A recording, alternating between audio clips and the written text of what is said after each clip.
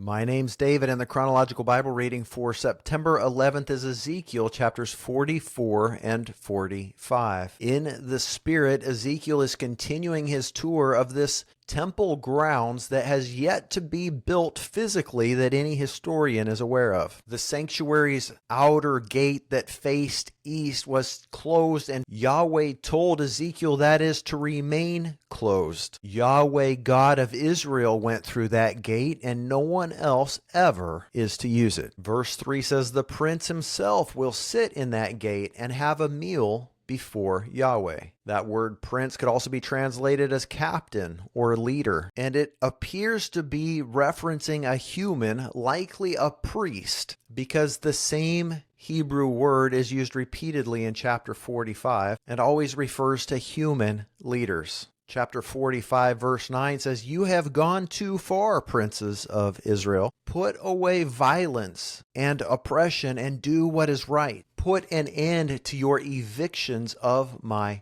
people," God says. There is coming a time when God himself will enter the sanctuary where his people gather to meet him, and no one will be able to go in or out of the door that God uses. He will hold his priest accountable, the leader of his people, who will sit down before the most holy God and sup with him. Jesus says in Revelation, "Behold, I stand at the door and knock. If anyone will open the door to me, I will come in, and he will sup with me, and I with him." Jumping back to chapter 44, verse 4, Ezekiel says he saw the glory of Yahweh fill the temple, and it moved him so that he laid prostrate on his face. He fell face down because the glory of Yahweh is that amazing. When you see God move in power, it robs you of all of your pride, and you just fall flat on your face. Yahweh calls out the detestable practices of the people when they bring foreigners in the sanctuary. He doesn't have a problem with the people based on what country they came from. It's a matter of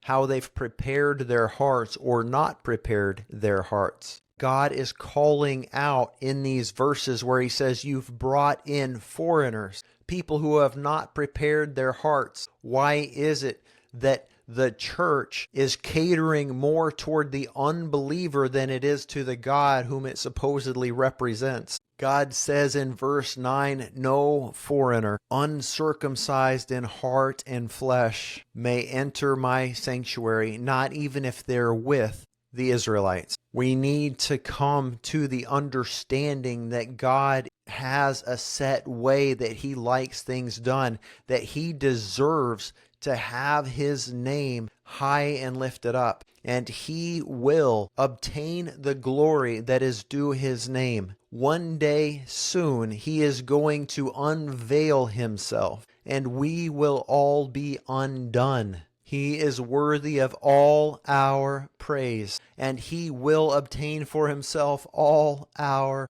praise. In verse 16, speaking of the priests, before they leave the temple service and go back out into the common areas, they need to take off their holy clothes so that they do not transport any of their holiness to the people through their clothes. There needs to remain a separation between what's holy and what is common. Holiness is purity. It's being set apart. Grass stains on a child's blue jeans. The grass is not bad, but when it becomes attached to the clothes, it ruins them in a sense because it pollutes them.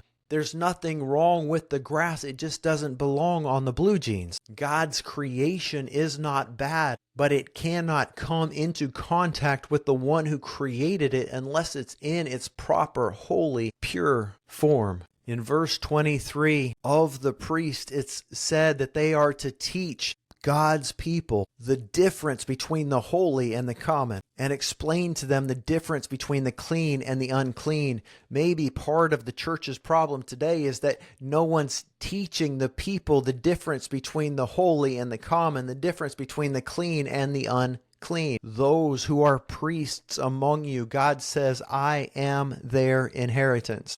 God is your portion, priests. Many people today who have a heart for the ministry, who want to share the gospel and be missionaries, also have a desire to be rich according to the things of this world. Jesus addressed this when he said you can't serve both God and money. Paul warned Timothy the love of money is the root of all kinds of evil. Money is not bad, it's just a tool. But if you're going to focus on the ministry, then focus on the ministry and let God provide for you. If you go to a church where the leadership is telling you that if you give to them financially, God will bless you, you may want to consider running out the door and never going back. Chapter 45 goes into the portion of land that is reserved for Yahweh, and then it begins talking about sacrifices.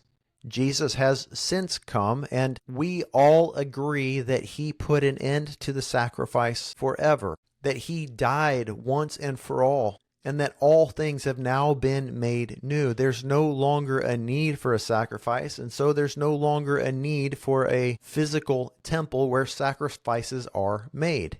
Everything we have has come from him, and he requires access to everything we have. He wants to know, and he wants us to know how much we trust him. As stated previously, this is not about giving to a church or any nonprofit ministry. I would encourage you not to give anything to anyone ever, unless Jesus specifically tells you to. The New Testament model for giving is not about a tithe. The word tithe is not in the Old Testament.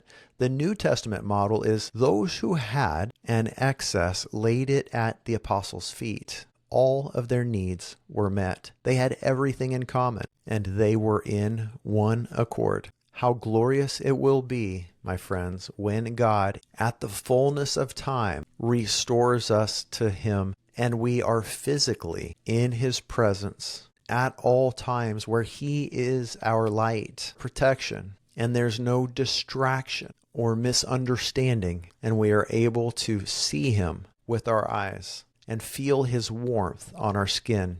How glorious that will be. God bless you, my friends. Thank you for being on this journey with me through the Word of God in 2024. We'll see you tomorrow.